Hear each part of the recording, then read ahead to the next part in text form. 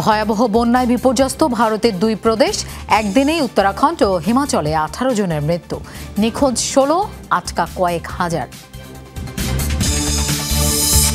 কাতারে ইসরায়েলি হামলার পর প্রশ্নের মুখে মধ্যপ্রাচ্যে যুক্তরাষ্ট্রের বিশ্বাসযোগ্যতা। তেল আবিবের দাবি, ওয়াশিংটনকে জানিয়েই হামলা হয়েছে দোহায়। রাশিয়ার সামরিক তৎপরতার জেরে পূর্ব ইউরোপে নেটোর প্রতিরক্ষা জোরদার। সাবমেরিন কেনার ঘোষণা পোল্যান্ডের। অ্যান্টি ড্রোন ইউনিটকে শক্তিশালী করবে লাটভিয়া।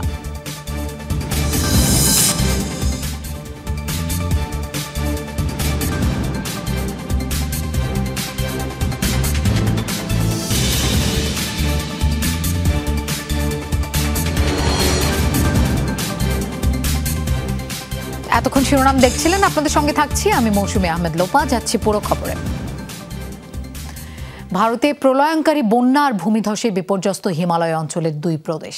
24 ঘন্টায় উত্তরাখণ্ড ও হিমাচল প্রদেশ থেকে 18 জনের মৃত্যুর খবর মিলেছে। এখনও নিখোঁজ 16 জন।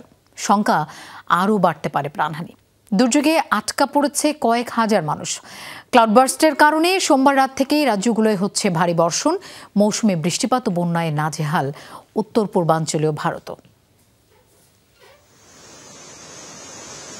প্রবল পানির তোরে ডুবেছে মন্দির, তলিয়েছে দেবমূর্তিও। হিমালয়ের পাদদেশে অবস্থিত উত্তরাখণ্ডের দেহরাদুনের দৃশ্য এটি। ক্লাউডবার্স্টের কারণে সোমবার রাত থেকে লাগাতার বর্ষণ। বিপর্যস্ত হিমালয় অঞ্চলের দুই রাজ্য উত্তরাখণ্ড ও হিমাচল প্রদেশ। ভুক্তভোগী কয়েক লাখ মানুষ। বানের জলে ভেসে গেছে বহু ঘরবাড়ি, হোটেল ও যানবাহন। তলিয়েছে শহর ও গ্রামাঞ্চল। নিখোঁজ অনেকে। আটকা কয়েক হাজার পর্যটক ও তীর্থযাত্রী। রাস্তাঘাট ভেসে গেছে, যাতায়াতে অসুবিধা হচ্ছে। গ্রামগুলো ক্ষতিগ্রস্ত, অনেকেই ধ্বংসস্তূপের নিচে চাপা পড়েছেন। আমার দোকান ভেসে গেছে। এই বাজারে 7টি দোকান ছিল, একটিও আর অবশিষ্ট নেই। গেল 12 ঘন্টায় সিমলায় 141 মিলিমিটার বৃষ্টিপাত রেকর্ড করা হয়েছে। দুর্যোগপূর্ণ আবহাওয়া আর রাস্তাঘাটের হদিস না মেলায় ব্যাহত উদ্ধার কাজ। জরুরি সহায়তার আশ্বাস দিয়েছে প্রশাসন। এসডিআরএফ, এনডিআরএফ সহ অন্যান্য বিভাগ ও জেলা প্রশাসনের কর্মকর্তারা কাজ করছে। বাসিন্দাদের নিরাপদে সরিয়ে নেওয়া হয়েছে। পুরো প্রশাসন ত্রাণ সরবরাহে নিয়োজিত। দুর্যোগ কবলিতদের সব সহায়তা দিতে আমরা প্রতিশ্রুতিবদ্ধ। এদিকে মৌসুমী বৃষ্টিপাতে নাজেহাল উত্তর পূর্বাঞ্চলীয় ভারতও। বন্যায় তলিয়েছে মণিপুরের ইম্ফল ও গোলাঘাটের বিস্তীর্ণ এলাকা। 72 ঘন্টা পেরোলেও দুর্যোগ কবলিত এলাকাগুলোয় কমছে না পানি। অনিক রহমান, যমুনা নিউজ। কাতারে ইসরায়েলের হামলার পর প্রশ্ন উঠছে, তবে কি ঘনিষ্ঠ এই আরব মিত্রের সাথে বিশ্বাসঘাতকতা করল যুক্তরাষ্ট্র? ডোনাল্ড ট্রাম্প হামলার বিষয়ে জানতেন না দাবি করলেও বিভিন্ন গণমাধ্যমের খবর হোয়াইট হাউসকে জানিয়েই হামলা চালিয়েছে তেল আবিব। এমন পরিস্থিতিতে বিশ্লেষকরা বলছে, নিজেদের নিরাপত্তার জন্য যুক্তরাষ্ট্রকে ভরসা করা যায় কিনা তা নিয়ে নতুন করে ভাবতে শুরু করেছে আরবরা। যদিও হামলার পর ওয়াশিংটনের সাথেই নতুন প্রতিরক্ষা চুক্তির করতে তৎপরতা চালাচ্ছে দোহা।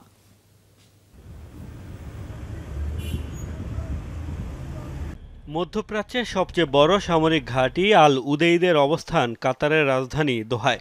বিভিন্ন ধরনের যুদ্ধজাহাজ, প্রতিরক্ষা ব্যবস্থা, প্যাট্রিয়ট সহ অত্যাধুনিক সামরিক সরঞ্জামে সজ্জিত এই ঘাঁটি। এরপরও কাতারে বিনা বাধায় হামাস নেতাদের লক্ষ্য করে হামলা চালিয়েছে ইসরায়েল। প্রশ্ন উঠছে, তবে কি ঘনিষ্ঠ আরব মিত্রকে রক্ষায় কোনো পদক্ষেপই নেয়নি মার্কিন প্রশাসন? প্রেসিডেন্ট ট্রাম্পের দাবি, হামলার বিষয়ে জানানোই হয়নি তাকে।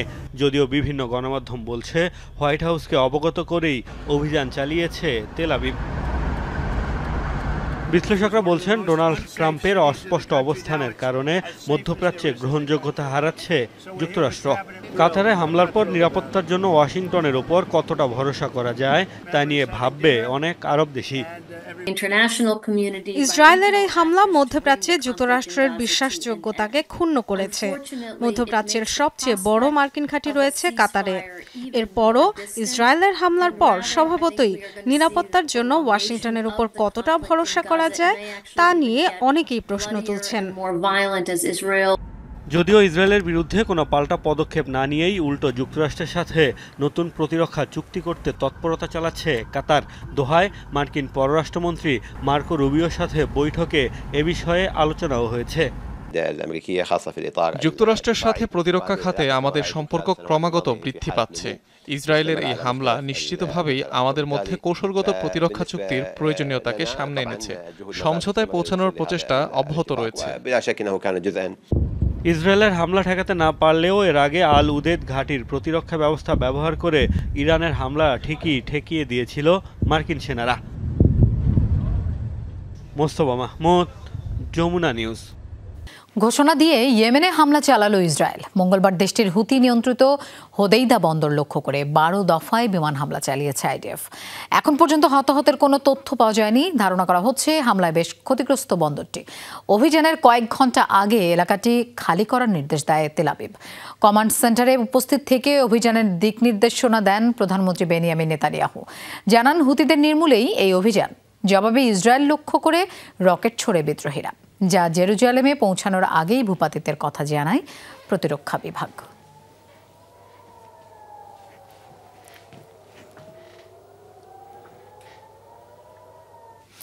গাজা সিটিতে ইসরায়েলের চলমান অভিযানকে ভয়াবহ আখ্যা দিয়েছে কানাডা। সামাজিক যোগাযোগ মাধ্যমে বিষয়ক পোস্ট করে কানাডার পররাষ্ট্র মন্ত্রণালয়, তাতে বলা হয় ইসরায়েলের নতুন অভিযান আরও বাড়াবে মানবিক সংকট, ঝুঁকিতে ফেলবে জিম্মি মুক্তি প্রক্রিয়া। গাজায় আগ্রাসনের বিরুদ্ধে বেশ কিছুদিন ধরেই বেশ সরব কানাডা। এমনকি ফিলিস্তিনকে স্বাধীন রাষ্ট্রের স্বীকৃতি দেওয়ার সিদ্ধান্তও নিয়েছে দেশটি। গাজা উপত্যকায় চলমান আগ্রাসনের কারণে বিশ্বজুড়ে বাড়ছে ইসরায়েল বিরোধী ক্ষোভ। দৃশ্যমান হচ্ছে বহির্বিশ্বের নানামুখী চাপ। কূটনৈতিক তো বটেই, রাজনীতি, অর্থনীতি ও সাংস্কৃতিকভাবে একঘরে হতে পারে এমন ভাবনায় শঙ্কিত ইসরায়েলি রাজনীতিকরা। বিবিসির এক প্রতিবেদনেও মিলেছে এমন আভাস। দিন যতই গড়াচ্ছে বিশ্বজুড়ে ততই তীব্র হচ্ছে ইসরায়েল বিরোধী মনোভাব। তবে সব সমালোচনা উপেক্ষা করে আরও যেন আগ্রাসী হয়ে উঠছে তেল আবিব। এ পরিস্থিতিতে ইসরায়েল কূটনৈতিকভাবে একঘরে পরিস্থিতির মধ্যে পড়তে যাচ্ছে বলে আশঙ্কা খোদ দেশটির প্রধানমন্ত্রী বেনিয়ামিন নেতানিয়াহুর। ইতোমধ্যে কট্টরপন্থী এই নেতা দেশটিকে আন্তর্জাতিকভাবে একটি অগ্রহণযোগ্য রাষ্ট্রে পরিণত করে ফেলেছে বলে মত দিয়েছেন ইসরায়েলের দুই সাবেক প্রধানমন্ত্রী এহুদ বারাক ও এহুদ অলমার্ট। বিবিসির সাম্প্রতিক এক প্রতিবেদন বলছে, শুধু কূটনৈতিক নয়, রাজনৈতিক, অর্থনৈতিক ও সাংস্কৃতিক ক্ষেত্রেও আন্তর্জাতিকভাবে বর্জনের মুখে পড়বে ইসরায়েল। এরই মধ্যে ব্রিটেন, ফ্রান্স, অস্ট্রেলিয়া, বেলজিয়াম ও কানাডা সহ বেশ কয়েকটি দেশ ফিলিস্তিনকে রাষ্ট্র হিসেবে স্বীকৃতি প্রদানের ঘোষণা দিয়েছে। ইসরায়েলের মিত্র হওয়া সত্ত্বেও দেশগুলোর এমন সিদ্ধান্তকে নেতানিয়াহুর কূটনৈতিক পরাজয় হিসেবে দেখতে শুরু করেছেন অনেকেই। ইসরায়েলকে অর্থনৈতিকভাবেও চাপ প্রয়োগ করছে ইউরোপীয় দেশগুলো। গাজা যুদ্ধ কেন্দ্র করে ফ্রান্স, নেদারল্যান্ডস, যুক্তরাজ্য, স্পেন, ইতালি সহ আরও কিছু দেশ ইসরায়েলের ওপর আংশিক বা পুরোপুরিভাবে অস্ত্র নিষেধাজ্ঞা দিয়েছে। বেশ কিছু ইসরায়েলি কোম্পানির সাথে ক্রয় নীতিমালা পুনর্মূল্যায়ন করেছে বেলজিয়াম। অপরদিকে দেশটির সাথে বেশ কিছু বাণিজ্য চুক্তি স্থগিতের পরিকল্পনা করছে ইউরোপীয় ইউনিয়ন। ইসরায়েলের বিষয়ে পদক্ষেপ নিতে বৈঠকে বসবেন ইউরোপিয়ান ইউনিয়নের কমিশনাররা। বিশেষ করে ইউরোপীয় ইউনিয়ন ও ইসরায়েলের মধ্যে ইউরো মেডিটারেনিয়ান সহযোগিতা চুক্তির কিছু ধারাকে স্থগিত করার জন্য একটি প্রস্তাব গৃহীত হবে। রাজনৈতিকভাবেও প্রতিনিয়ত অপদস্থ হচ্ছেন নেতানিয়াহু। তার ত্রুটিপূর্ণ ও ব্যর্থ নীতির কারণেই ইসরায়েল বিশ্বজুড়ে সমালোচিত বলে মন্তব্য করেছেন দেশটির বিরোধী দলীয় নেতা ইয়ার লাপিদ। নেতানিয়াহু বলেছেন, আমরা কূটনৈতিকভাবে বিশ্বের থেকে বিচ্ছিন্ন হয়ে পড়েছি। কার কারণে এমনটা হয়েছে? নেতানিয়াহুকে বলতে চাই, এ পরিস্থিতির জন্য সবচেয়ে বেশি দোষী আপনি। বিশ্বজুড়ে এই রাজনৈতিক, অর্থনৈতিক ও কূটনৈতিক ঝড় উপেক্ষা করে কতদিন গাজায় তাণ্ডব চালিয়ে যাবে নেতানিয়াহুর কট্টর ডানপন্থী সরকার, সেটি এখন বড় প্রশ্ন। প্রাণপ্রতিম কুণ্ডু, যমুনা নিউজ। মাদক পাচারকারীদের আল কায়েদার সন্ত্রাসীদের মতোই শাস্তি দেওয়া উচিত, এমন মন্তব্য করেছেন মার্কিন গোয়েন্দা সংস্থা এফবিআই পরিচালক কাশ প্যাটেল। মঙ্গলবার যুক্তরাষ্ট্রের কেন্দ্রীয় গোয়েন্দা সংস্থাটির প্রধান জানান, 9/11 নিউ ইয়র্কে টুইন টাওয়ারে হামলার পর আল কায়েদা সহ বিদেশি সন্ত্রাসী সংগঠনগুলোর বিরুদ্ধে কঠোর অভিযানে নেমেছিল মার্কিন সেনারা। যুক্তরাষ্ট্রে মাদক চোরাচালানের সাথে সম্পৃক্তদের বিরুদ্ধেও ঠিক তেমনই পদক্ষেপ নেওয়া প্রয়োজন বলে জানান প্যাটেল। ট্রাম্প প্রশাসন মাদক পাচারকারীদের বিদেশি সন্ত্রাসী সংগঠন আখ্যা দেয় আমি সাধুবাদ জানাই, কারণ তারা এই ধরনের কর্মকাণ্ডের সাথে জড়িত। তাদের আল কায়দার মতোই সন্ত্রাসী সংগঠন হিসেবে বিবেচনা করতে হবে। তাদের বিরুদ্ধে 9/11 পরবর্তী অভিযানগুলোর মতোই পদক্ষেপ নিতে হবে। রাশিয়ার সামরিক তৎপরতার জেরে পূর্ব ইউরোপে প্রতিরক্ষা জোরদার করছে সামরিক জোট নেটো। এর মধ্যে অঞ্চলটিতে ইস্টার্ন সেন্ট্রি নামে নতুন অভিযান শুরু করেছে জোটটি, যার আওতায় পোল্যান্ডে যুদ্ধবিমান সহ বিভিন্ন সামরিক সরঞ্জাম পাঠাচ্ছে নেটোভুক্ত দেশগুলো। এদিকে চলতি বছরের মধ্যে সাবমেরিন কেনার ঘোষণা দিয়েছে পোল্যান্ড। নেটোর এন্ট্রি ড্রোন ইউনিটকে শক্তিশালী করার কথা জানিয়েছে লাটভিয়া। সামরিক শক্তি প্রদর্শনে যুদ্ধবিমান ও নানা ধরনের ক্ষেপণাস্ত্রের যৌথ মহড়া চালাচ্ছে রাশিয়া ও বেলারুশ। কয়েকদিন আগে পোল্যান্ডের আকাশসীমায় অনুপ্রবেশ করে বেশ কয়েকটি রুশ ড্রোন। সাম্প্রতিক এসব সামরিক তৎপরতায় উত্তেজনা বিরাজ করছে রাশিয়া ও ন্যাটোর মধ্যে। এমন পরিস্থিতিতে পূর্ব ইউরোপের প্রতিরক্ষা ব্যবস্থা জোরদারের ঘোষণা দিয়েছে পশ্চিমাদের সামরিক জোট ন্যাটো। এরই মধ্যে শুরু করা হয়েছে অপারেশন ইস্টার্ন সেন্ট্রি, যার আওতায় ইউরোপের পূর্বাঞ্চলে যুদ্ধবিমান, ফ্রিগেট সহ বিভিন্ন সমরাস্ত্র পাঠাবে ন্যাটোভুক্ত দেশগুলো। এরই মধ্যে পোল্যান্ডের আকাশে মহড়া শুরু করেছে ফরাসি রাফাল যুদ্ধবিমান। ডেনমার্ক 2টি F-16 ফাইটার জেট ও জার্মানি 4টি ইউরোফাইটার এয়ারক্রাফট মোতায়েনের ঘোষণা দিয়েছে। রাশিয়াকে মোকাবেলায় অপারেশন ইস্টার্ন সেন্ট্রি চালুর পাশাপাশি ন্যাটোর এন্টি ড্রোন সিস্টেম আরও শক্তিশালী করার ইঙ্গিত দিয়েছে জোটটির সদস্য দেশ লাটভিয়া। পূর্বাঞ্চলের বিমান প্রতিরক্ষা ক্ষমতা বৃদ্ধির জন্য ন্যাটোর সিদ্ধান্ত হচ্ছে ইস্টার্ন সেন্ট্রি চালু করা। এই মুহূর্তে ন্যাটো সদস্যদের অ্যান্টি ড্রোন ডিফেন্স সিস্টেম উন্নত করা প্রয়োজন।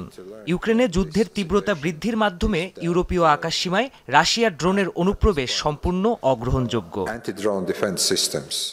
এদিকে সামরিক শক্তি বাড়াতে চলতি বছরের শেষ নাগাদ সাবমেরিন কেনার ঘোষণা দিয়েছে পোল্যান্ড। ন্যাটোর প্রতিরক্ষা সক্ষমতা বৃদ্ধির জন্য একসাথে কাজ করছি। সীমান্তের ওপারে আক্রমণাত্মক কৌশলের প্রতিক্রিয়ায় আমরা মহড়ার আয়োজন করেছি। সরকার অর্কা প্রোগ্রাম চালুর সিদ্ধান্ত নিয়েছে। অনেকদিন ধরেই এর জন্য অপেক্ষা করছিলাম। আশা করছি এই বছর শেষ নাগাদ সাবমেরিন কিনতে পারব। চলমান উত্তেজনার মধ্যে গ্রিনল্যান্ড উপকূলে সামরিক মহড়া চালাচ্ছে ন্যাটো।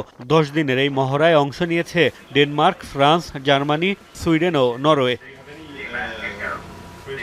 মোস্তফা মাহমুদ, যমুনা নিউজ। দক্ষিণ চীন সাগরে আবারও উত্তেজনা ছড়িয়েছে চীন ও ফিলিপাইনের মধ্যে। অনুপ্রবেশের অভিযোগ তুলে ফিলিপাইনের 10টি মাছ ধরার জাহাজে জল কামান ছোড়ে চীনের কোস্টগার্ড। এ সময় ফিলিপাইনের একটি নৌযানের সাথে সংঘর্ষ হয় চীনের সামরিক জাহাজের। এরপরই পাল্টাপাল্টি বিবৃতি দেয় ম্যানিলা বেজিং।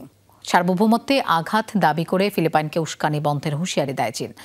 অপরদিকে অন্য রাষ্ট্রের অর্থনৈতিক এলাকায় চীনের প্রবেশের অধিকার নেই এমন দাবি তোলে Philippine.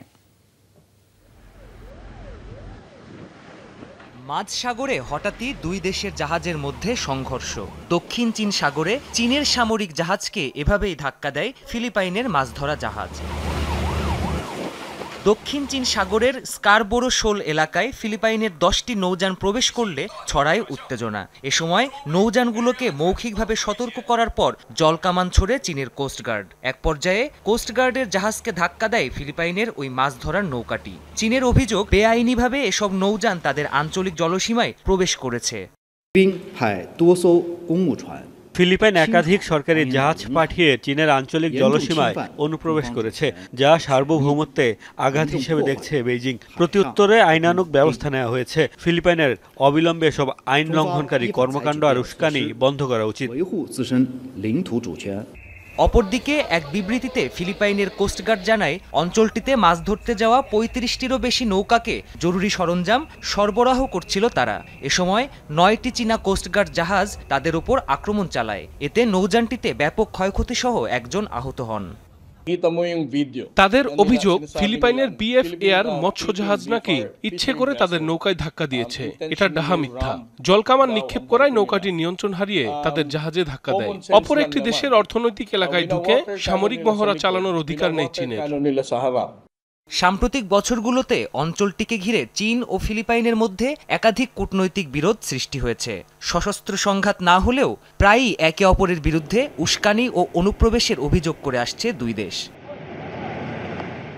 Pranpratim Kundu, Jamuna news.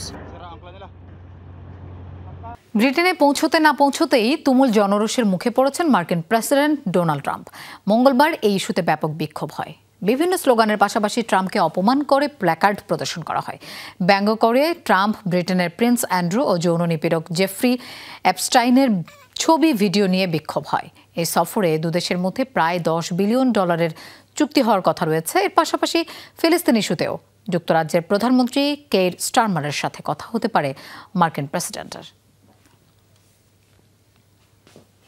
Venezuela থেকে গ্যাং সদস্য ও কারাবন্দীদের যুক্তরাষ্ট্রে না পাঠাতে হুঁশিয়ারি দিলেন মার্কিন প্রেসিডেন্ট ডোনাল্ড ট্রাম্প। মাদক চোরাচালানের অভিযোগে ভেনেজুয়েলার নৌযান লক্ষ্য করে মার্কিন অভিযান প্রসঙ্গে এই মন্তব্য করেন তিনি। গ্যাং সদস্যদের পাঠানো বন্ধ করুন। ভেনেজুয়েলাকে সতর্ক করতে চাই, আমাদের দেশে গ্যাং সদস্যদের পাঠানো বন্ধ করুন। মাদক পাচারকারী ও কারাবন্দীদের যুক্তরাষ্ট্রে ঠেলে পাঠাবেন না। এর আগেও এমন হয়েছে, তাই কঠোরভাবে এই বার্তা দিচ্ছি। দক্ষিণ আমেরিকার দেশ বলিভিয়ায় অভিনব কায়দায় বিক্ষোভ করেছে কারাগারের কয়েদিরা। সরকারের কাছে দৈনিক খাবারের বকেয়া ভাতার দাবিতে এই প্রতিবাদ জানায় তারা। মঙ্গলবার দেশটির রাজধানী সান পেদ্রো কারাগারের ছাদে উঠে পড়ে বন্দীরা। দাবি জানিয়ে স্লোগান দেয় তারা। হাতে বড় ব্যানারও দেখা যায়, সেখানে লেখা ছিল 6 মাস ধরে দৈনিক ভাতা নেই, ক্ষুধার কারণে কষ্ট হচ্ছে। বলিভিয়ায় সকাল ও দুপুরের খাবারের জন্য সরকারের দেয়া অর্থের উপর নির্ভরশীল কয়েদিরা, কিন্তু গত 6 মাস ধরে দেয়া হচ্ছে না এই ভাতা। প্রাপ্য অর্থের দাবি আদায়ে তাই বিক্ষোভের পথ বেছে নিয়েছে বন্দীরা। পরিস্থিতি নিয়ন্ত্রণে অতিরিক্ত পুলিশ মোতায়েন করা হয় কারাগারে এবং আশপাশে।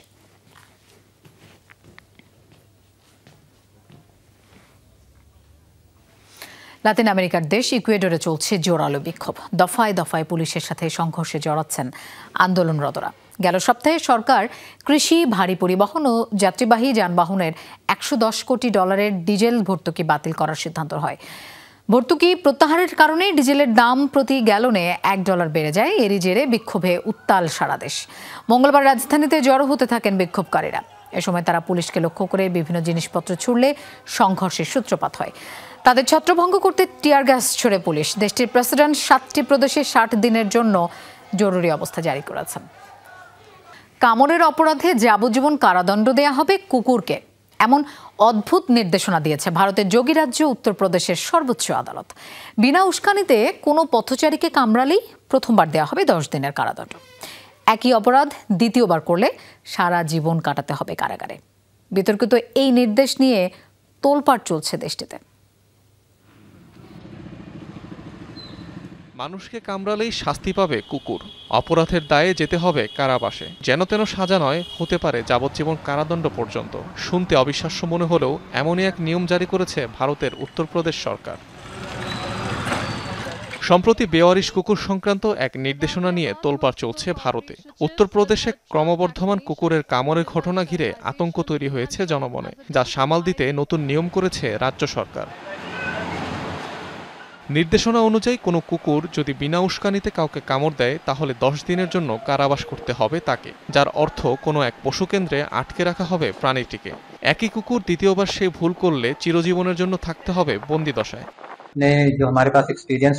10 দিন পশু কেন্দ্রে রাখার পর তাদের মাইক্রোচিপ লাগিয়ে আবার আগের স্থানে ছেড়ে দেওয়া হবে। এর ফলে তাদের খুব সহজেই চেনা যাবে, যাতে পরে আবার কাউকে আক্রমণ করলে তাদের শনাক্ত করে পাকড়াও করা যায়। কেবলমাত্র কোনো সহৃদয় ব্যক্তি যদি অপরাধী কুকুরটিকে পোষ্য নেন, তবেই মিলবে বন্দিদশা থেকে মুক্তি। হলফনামায় স্বাক্ষর করতে হবে যে আর কোনোদিন রাস্তায় ছাড়া হবে না সেই কুকুর। এর আগে দিল্লির রাস্তা থেকে বেওয়ারিশ কুকুর সরানোর নির্দেশ দেয় ভারতের সুপ্রিম কোর্ট। কুকুর প্রেমীদের ব্যাপক জনরোষের মুখে পরে সেই নির্দেশনায় পরিবর্তন আনে আদালত। সরকারি হিসাব অনুযায়ী ভারতের সবচেয়ে বেশি বেওয়ারিশ কুকুরের আবাস উত্তরপ্রদেশ। অনিক রহমান, যমুনা নিউজ। দর্শক, এই ছিল যমুনা আই ডেস্ক। এতক্ষণ সাথে থাকার জন্য ধন্যবাদ সবাইকে।